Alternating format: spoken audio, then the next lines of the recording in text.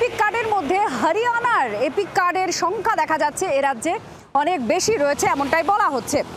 এরপরই রয়েছে গুজরাট এবং অসমের এপিক নাম্বার, অর্থাৎ এই তিনটে রাজ্য পরপর রয়েছে যেখানে এপিক নাম্বারের সঙ্গে এই রাজ্যের ভোটারদের এপিক নাম্বার একই।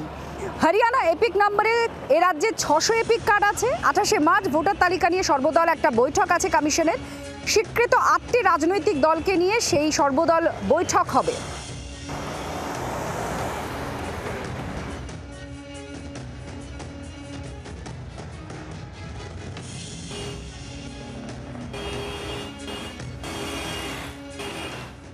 আর 26শে বিধানসভা নির্বাচন, আর সেই নির্বাচনের আগে এই এপিক একটা বড় ইস্যু তৃণমূল কংগ্রেসের কাছে, কারণ তৃণমূল নেত্রী মমতা বন্দ্যোপাধ্যায় দলের বৈঠকে এই বিষয়টিকে সামনে প্রকাশ্যে আনেন। নথি তুলে ধরে তিনি বারবার যে বিষয়টি জানাতে থাকেন যে কিভাবে অন্য রাজ্যের এপিক নাম্বারের সঙ্গে এই রাজ্যের ভোটারের এপিক নাম্বার একই রয়েছে, এবং তারা বারবার নির্বাচন কমিশন, জাতীয় নির্বাচন কমিশনে এই বিষয় নিয়ে নথি জমা দিয়েছেন। তাদের যা যা অভিযোগ, যা তালিকা রয়েছে সেগুলো তারা জমা দিয়েছেন।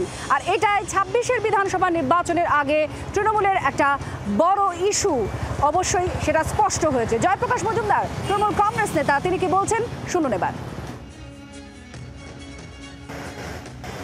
ভোটার লিস্ট সংক্রান্ত যে কোনো অভিযোগ শোনার দায়িত্ব হচ্ছে ইলেকশন কমিশনের।